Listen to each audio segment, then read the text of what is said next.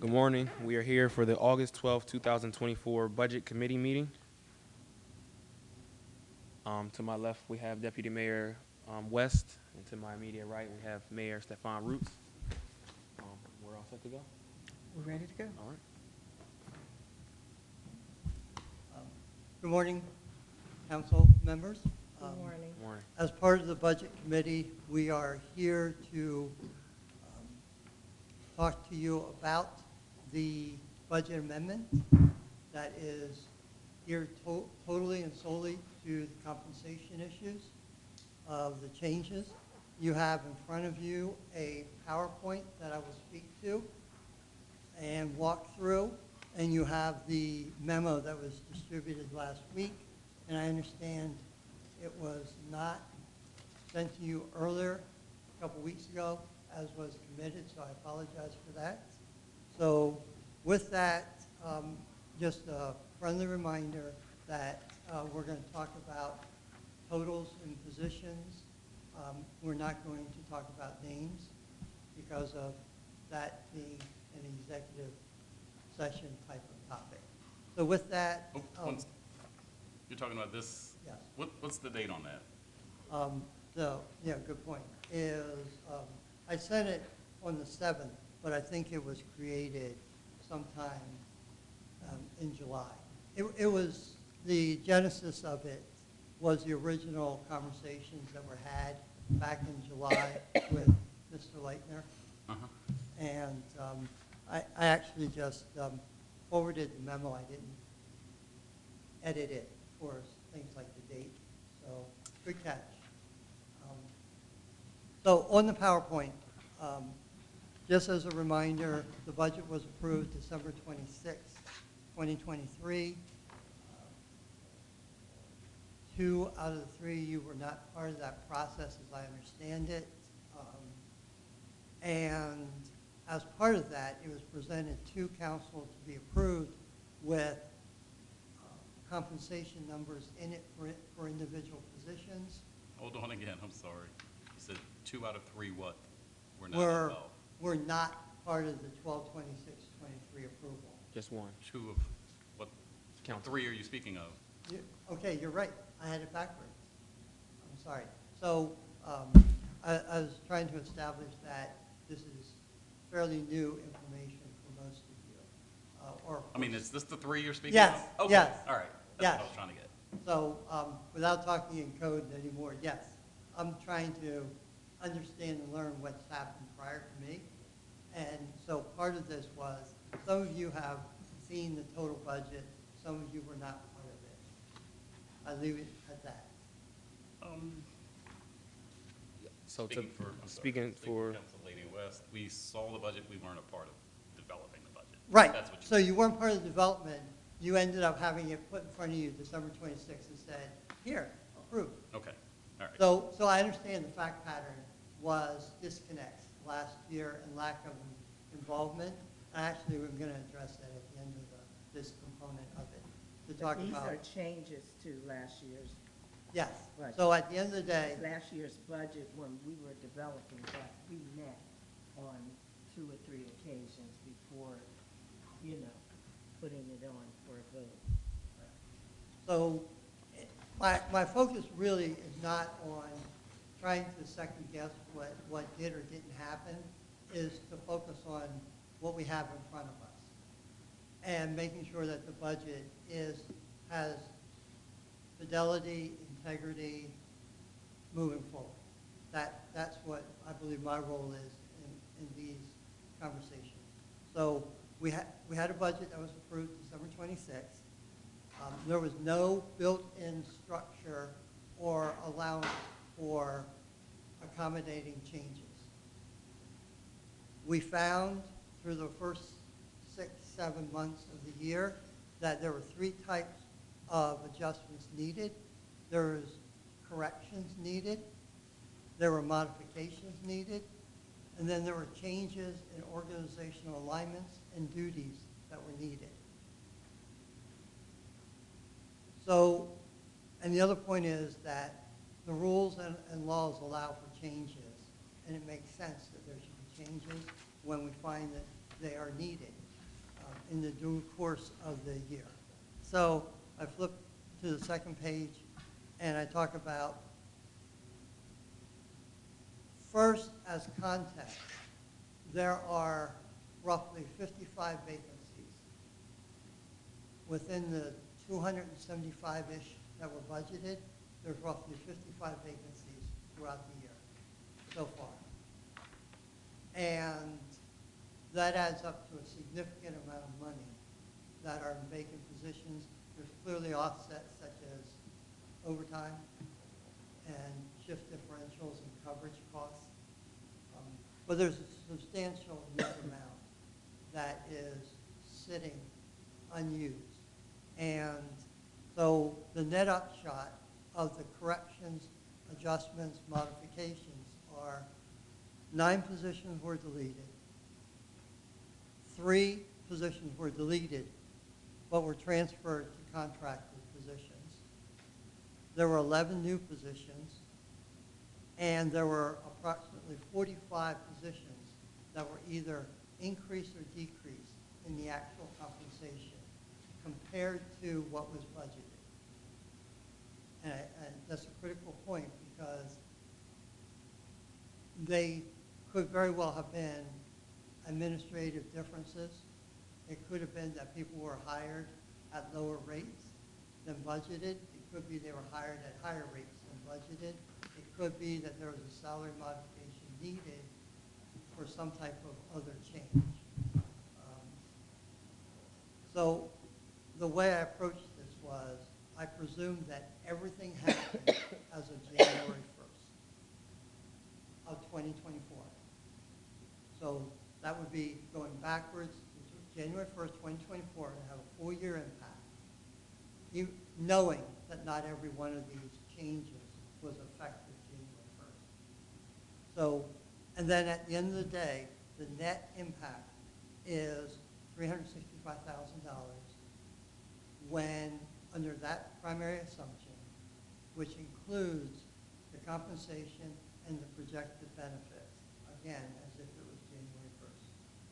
So there is a net cost to all the pluses or minuses, and the way we got there was literally, we took every budgeted position and went through and literally compared it to what was proposed, as you saw in the memo, and literally came down to the dollar impact for salaries, and then projected the benefit piece of it on top of that.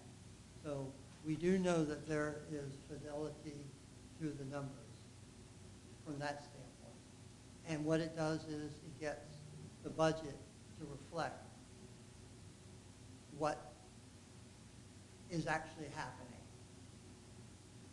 And with that, I'll stop and entertain any questions or comments. My question is more of a question for clarification's sake. Let's just take that first line. There were 55 positions. There are 55 positions. We're talking January 1st, I believe. 55 positions that were budgeted. That are not filled That as are not of June 30th. As of June 30th. Okay. So it could have been 58 in March. All right, got it. 50 That's cool. Okay. And then we get down to that last one. There were salary adjustments, either up or down, to 45 budgeted positions? Yes. Okay. And the 365K number is a combination of both of those, or just the salary? All of the above. All the above. It's the deletions, the new positions, the changing the contracts to the plus or minus on the salary modifications. So does that factor in salaries that are not being paid because of vacancies? No, Okay. no. That's why I tried to differentiate those and say, out of full disclosure, there is a cost to all these changes. Didn't want to bury that. That's information that's fair and should be distributed. There's $365,000 dollar cost for those plus minuses of quick math, 70-ish in total changes. But it's against the backdrop of 55 positions that are vacant. So there's still significant money left because of budgeted positions that aren't filled. Right, Okay. right. Do we have that number anywhere? I would suggest to you, we're working through that. Okay.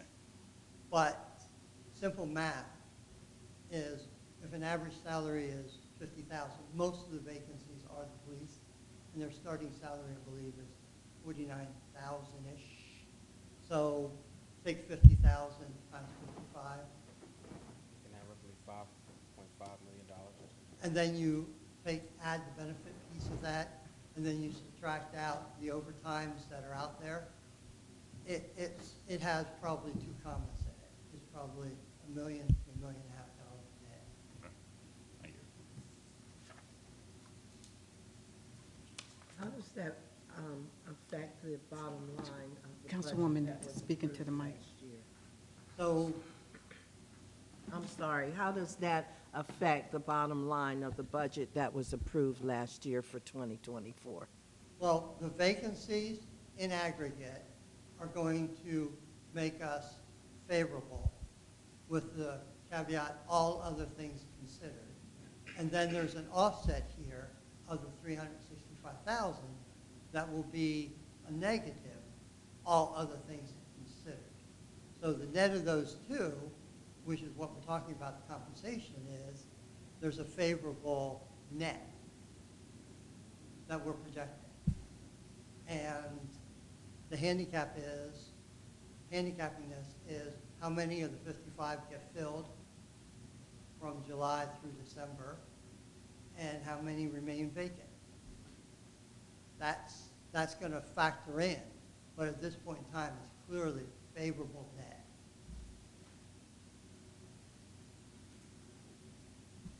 And this amount includes like the new people that were hired at their salaries, or were there, Yes, yeah. this is all I included? realize that, get my voice on that. Yes, it does.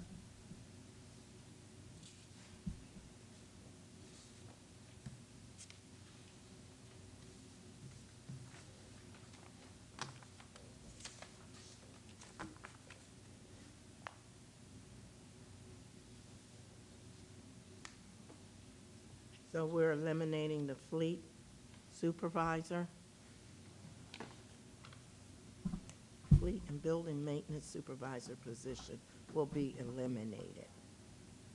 And what happened is that is rolled into the new Director of director Parks. of the Parks, Recreation, and Building Maintenance. So effectively shifting it from a supervisor to a director of the three departments.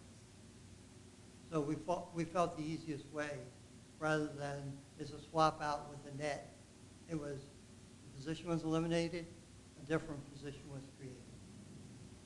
Related, but it was simpler to do it as a simple transaction, one in, one out.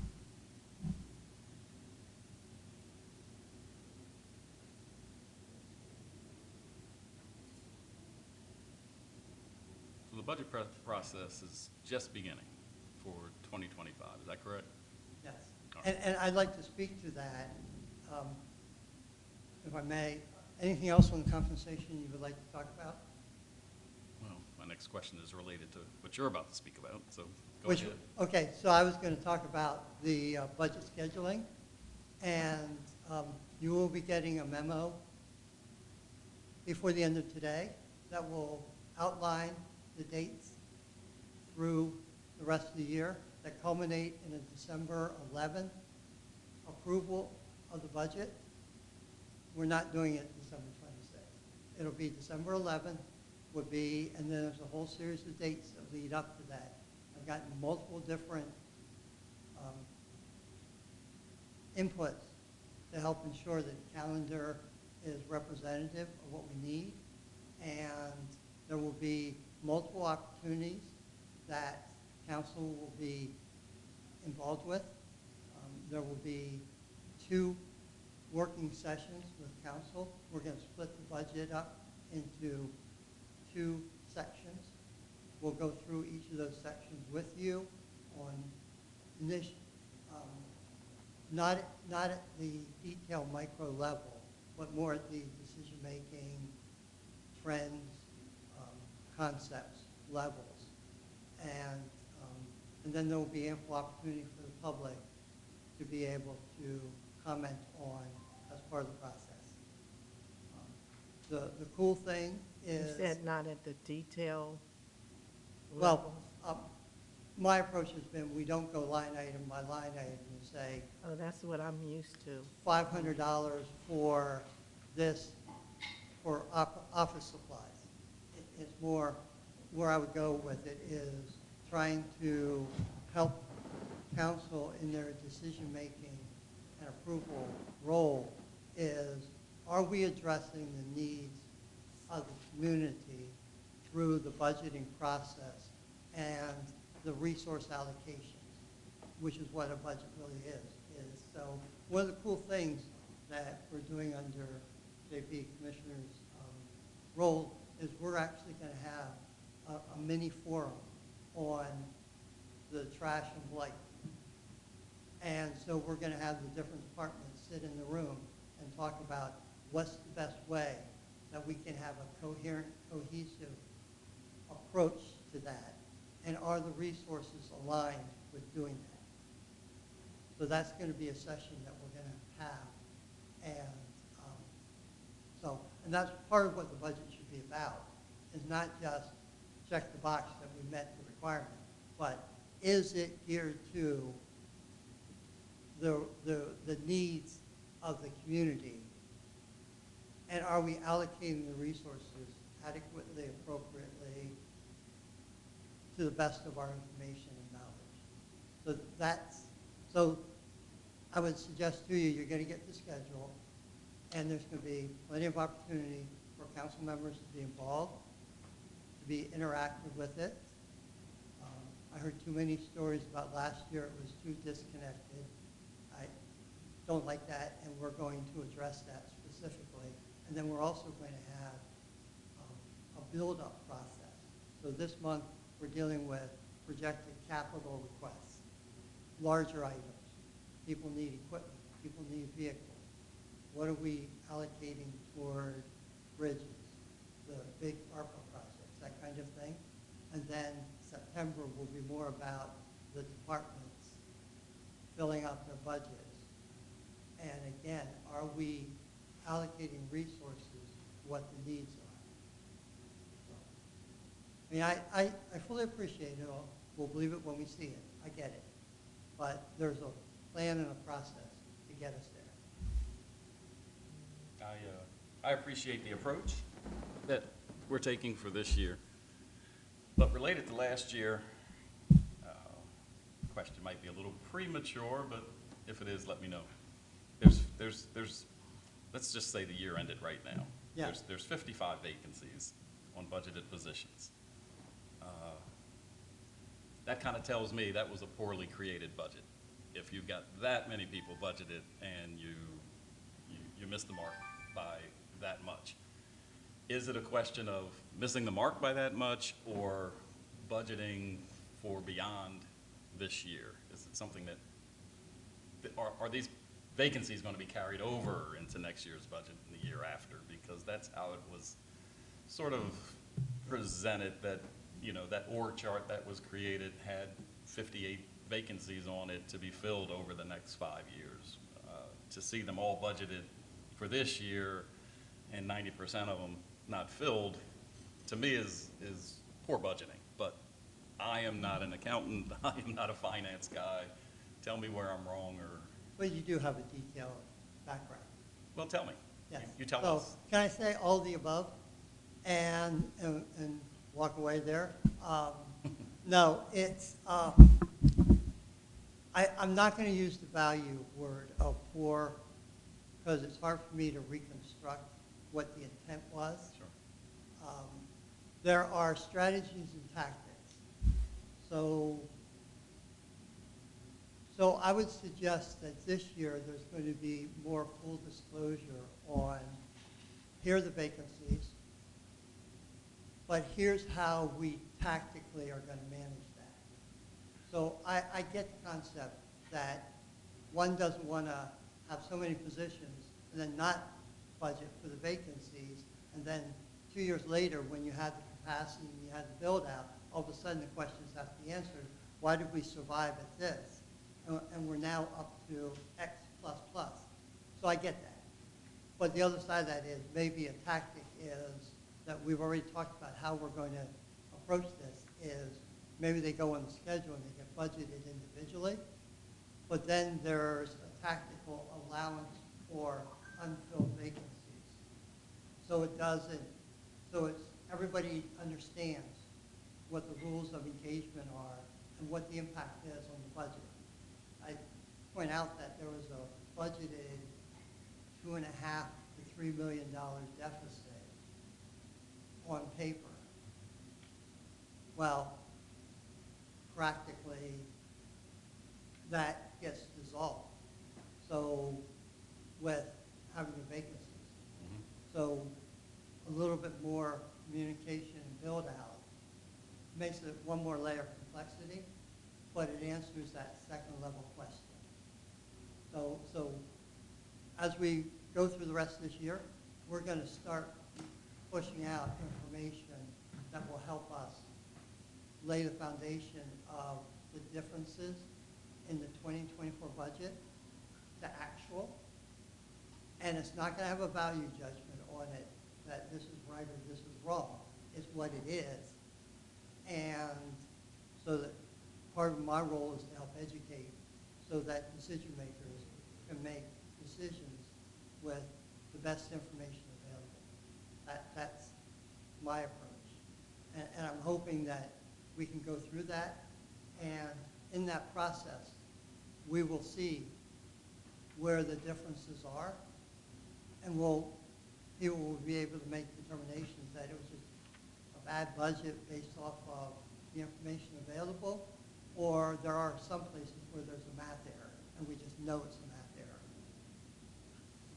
So we address that. Long answer, but No, I mean, I recognize that creating budgets is as much art as it is a science. yes. So I'll just leave it at that. Thanks. All right. Anything else I can help? But thanks for asking that, because I did want to talk about lowering the anxiety and lowering the lack of clarity and building that relationship. So you feel like you're getting what you need and not being backed into a corner. But that we've actually had conversations about addressing that. So. Unless there's any other questions, that concludes the presentation.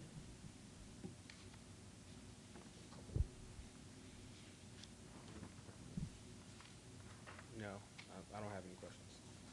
Does anybody in the community or in the audience have any questions? No. Good. Okay. Thank you. Thank you. Thank you.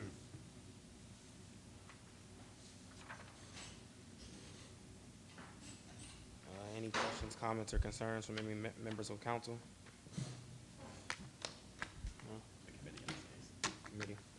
No, I don't have. No. Seeing none, hearing none, this meeting's adjourned. My apologies. Are you going to be making any decisions on whether to move this out of committee to council for a vote? Yes. So,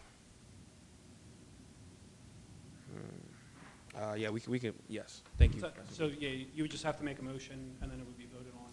Okay. And then it would go. So I'd like to make a motion to move this information along to council. What are we actually moving along? I guess the information of the memorandum that we received. I received it this morning. Did you receive it prior to? I mean, yeah, I got it, but I don't think other members of council. what are we moving forward? We would be adjusting the budget according to the, Okay. Memo. Just, consistent with the memo. okay, Right, that's- gotcha. Yeah, just to make a motion to move it to council for approval. Right. The Yeah, that's what I thought. recommended budget amendment be passed. Okay.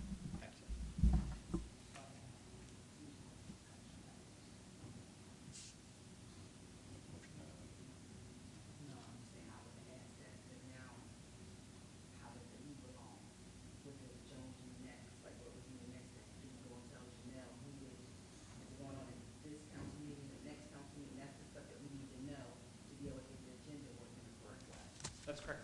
And I don't know, it's probably too late for this upcoming council meeting's agenda, but once it's done here, And Yep. she'll know. yep, she'll know it would need to go to legal, so that'd be added to the next meeting agenda. That is correct. So. Send her something, and also write Janelle to know that, where when Joan has and stuff like that. How does that go? We will figure out the logistical process of it. We will hash that out, because I'd also like to hash out the process for the requested committee meetings. So if any department head needs a committee meeting, the exact process that will be followed all the time to make sure that it's done. And it's done consistently. No problem, thank you. Does Mr. Brown get a copy of the minutes? Sorry, say that again. Does who? Does Ms. Brown get a copy of? She does. So in there would be the line item that you're approving and moving forward, and then, for example, I can give her a heads up. Minutes don't usually go out that. Right, she still need to know prior to the minutes. Okay, and like I said, we will nail down the logistical process of it. We'll For definitely- me, I would like to know today, that way, when we walk out of here, we go to Janelle, we let her know what went on here, that the budget is gonna come back, so the ordinance of, because first it was an introduction. Now it's actually gonna move to council for a meeting, so Janelle needs to know that beforehand. She knows it's not gonna happen this week because it's too late. That way she can start prepping and have it already ready for the next meeting. You know what I mean? Mhm. Who is telling her that information? When we left here, because I'm learning, what friend case I had to, I would go and tell Janelle, yeah, they did do it, discuss it there today, and then what's gonna happen, it should go on the next, council. Because we've had situations of things happening in here, or it changed, like I know one of the meetings was supposed to be fees. Y'all came in here and didn't even talk about fees. It was something totally different. And advertised it to talk about fees, but y'all came in here and talked about something else.